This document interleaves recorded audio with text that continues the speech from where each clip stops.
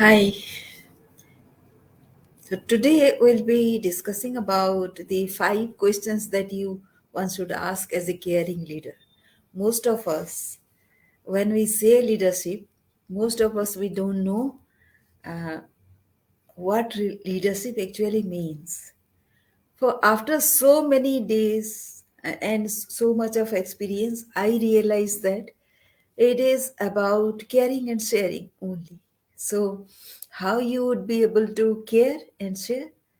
And every day, although you think you care, you are not, might be, you are not doing that. So let us explore how you can do so. So the first question is, let me share my screen if you allow me.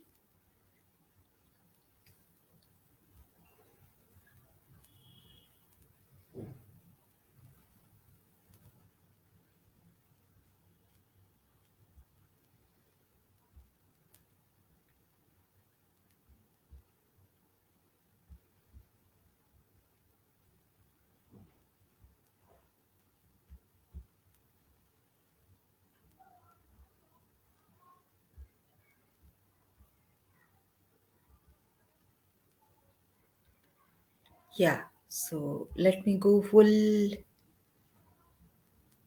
scare sharing of screen.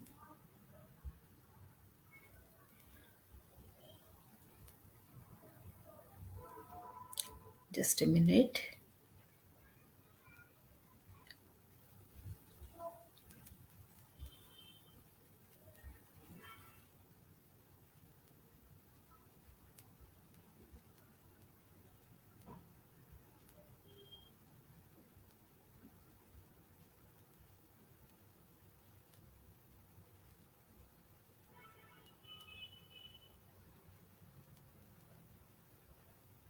Yeah.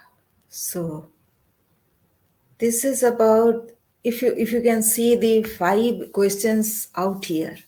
Can you do it every day? This is the short way of how to do it. Knowing others on a personal, professional level.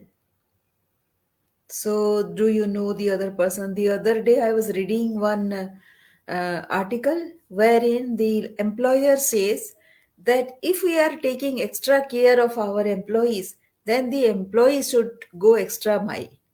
So, how do you say that you are taking enough care of your employees? And do you know them personally?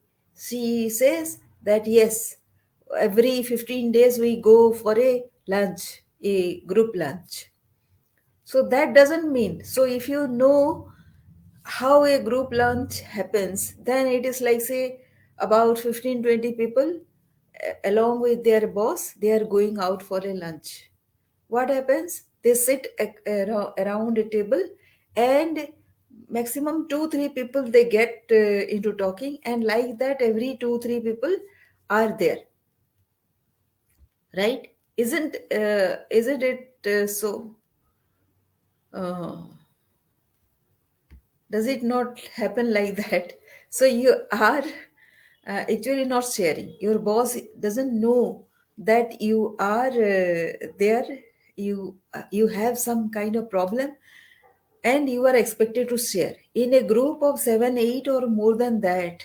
Who is going to share if he or she has a problem which needs to be resolved? Does anybody has that kind of attitude? So it is not like that. So if you want to know somebody, you have to talk one to one. Do you agree with that? So that is the first thing you need to do as a leader, right? Know somebody one to one. Ask some questions, like, say, another thing, like, say, I work with so many people, right? So one person particularly, he doesn't know, of course, that he has some kind of problem, but it shows, na? You can know that the other person in trouble. So this person talked to me about something, so I wanted to know about his priority. What is the value system that you have established? So what is the number one value? That is what I usually ask. So, from the value the person tells you, Can you know why that person has that value? Suppose for me it is dignity, number one value. Do you know why I have put dignity? Don't you understand? Dignity has a lot of stories to tell. Dignity means I want to be respected. I want to pay respect. I want proper treatment. When I say something, I may not be saying very coherently at times, but I want listening. So that is my requirement.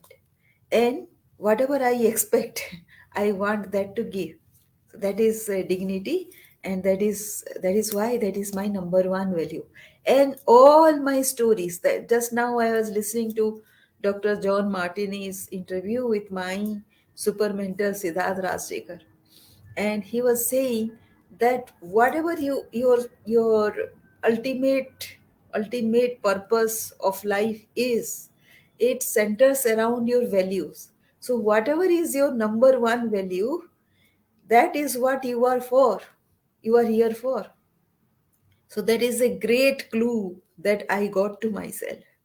It is about dignity. So when I say dignity for myself, it is dignity of yours as well.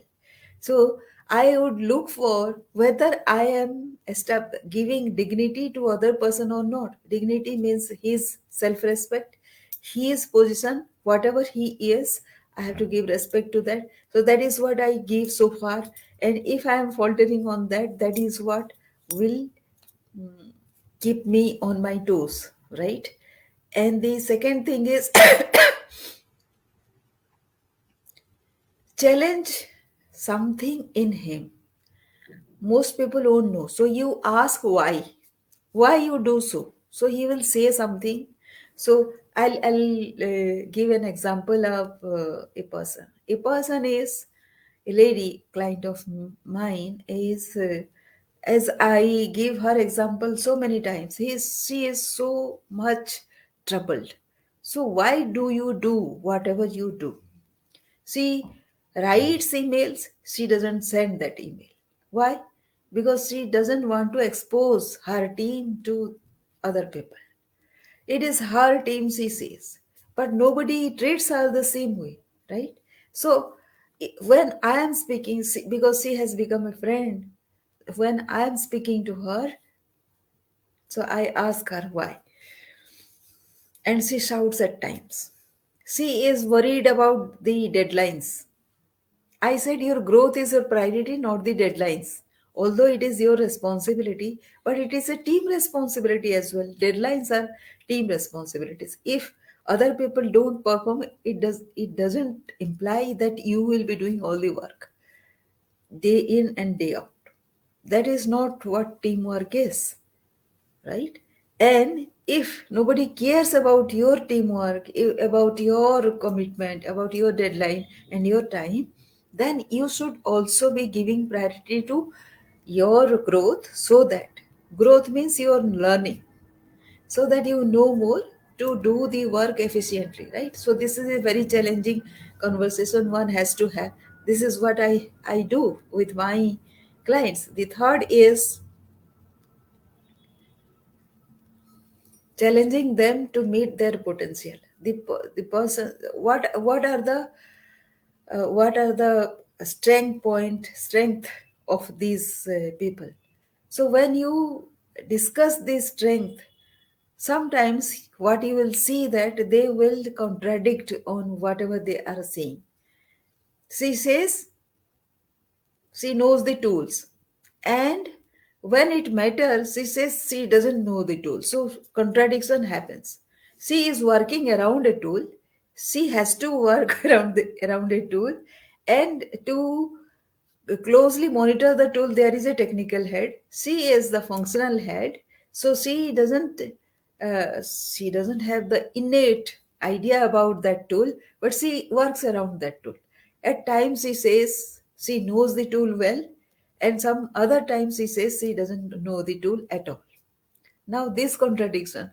So as I have already asked her, so if you have worked around that tool for 3 months now, so you should be knowing that. So if somebody challenges you that why haven't you learned that tool right now?